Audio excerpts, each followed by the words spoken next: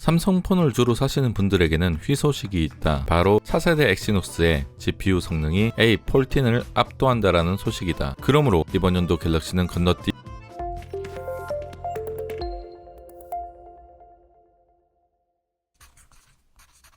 기계 좀 좋아하는 사람이라면 삼성의 엑시노스가 사용된 휴대폰을 싫어하는 경향이 있다. CPU의 성능 문제보다는 바로 GPU의 성능 문제이다. 흔히 똥말리라고 부르는 말리 GPU가 그것인데, 사실상 엑시노스가 ARM 아키텍처 기반으로 완전히 전향한 이후 스냅드래곤과의 CPU 성능은 구조적으로 거의 완전히 동일하기 때문에 같은 성능이라고 봐도 무방하다. 하지만 그럼에도 사람들이 엑시노스를 기피했던 건 아드레노 GPU라는 AMD에서 나온 어느 정도 근본 있는 회사를 인수하여 자체 GPU를 개발한 반면, 말리의 경우 ARM 아키텍처에서 어느 정도 고객들을 위한 서비스 개념으로 개발한 GPU이기 때문에 근본이 다르다. 쉽게 말하면 권총 만드는 데서 만든 권총과 대포 만드는 곳에서 만든 권총이 모양새야 비슷하겠지만 디테일한 부분에서 수준 차이는 난다는 소리다. 하지만 이제 상황은 다르다. 삼성은 드디어 말리를 버리고 AMD와 손을 잡고 모바일용 GPU를 개발하기 시작했다. 예전과 달리 게임의 중요성을 알아버린 걸까? 사실 모바일 GPU는 그냥 게임용으로 보는 게 무방하다. 여튼 이 새로운 모바일 GPU는 RDNA라는 것인데 어렵게 생각할 필요는 없다. 라데온 DNA, 즉 AMD에서 만든 GPU라는 것이다. 그럼 아까 아드레노와 겹치지 않냐고 생각할 수도 있는데, 자동차를 좀 아신다면 이런 개념이다. 예를 들어 벤츠가 있고 그 밑에 자회사인 AMG가 있다면 AMG를 퀄컴이 인수해서 만든 엔진이 아드레노, 벤츠에서 만든 엔진이 RDNA인 것이다. 굳이 근본 싸움으로 간다면 당연히 RDNA가 근본이다. 물론 불안한 면도 있다. 라데온이 GPU의 강자이긴 하지만 아드레노에 비해 모바일 GPU를 만든 경험이 없다. 그렇기에 당연히 성능도 그리 쉽게 예측하지 못할 것이다. 근데 그럼에도 사람들이 RDNA를 기대한 건 그만큼 말리를 싫어했다는 반증이기도 하다. 자, 여기서 오늘 RDNA2의 성능이 유출되었다. 테스트 조건이 중요한데, 흔히 생각할 때는 엑시노스 2100에 썼다고 생각할 수도 있지만 테스트를 위해 사용한 칩셋은 코어텍스 A77로, 쉽게 생각하면 스냅드래곤 865에 매칭해서 테스트하였다고 생각하면 된다.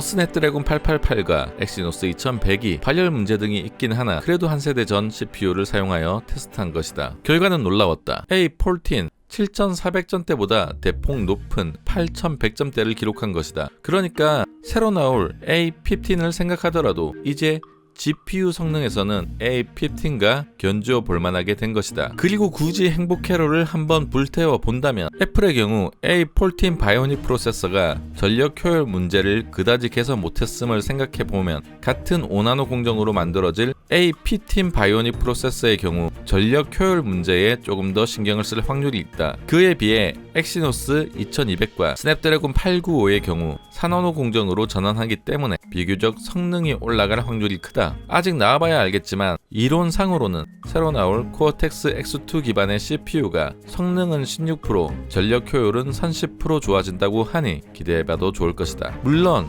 이번 엑시노스 2100처럼 행복해로 활활 태우다가 휴대폰도 뜨겁게 활활 타는. 오늘 준비한 소식은 여기까지다. 구독 설마 아직인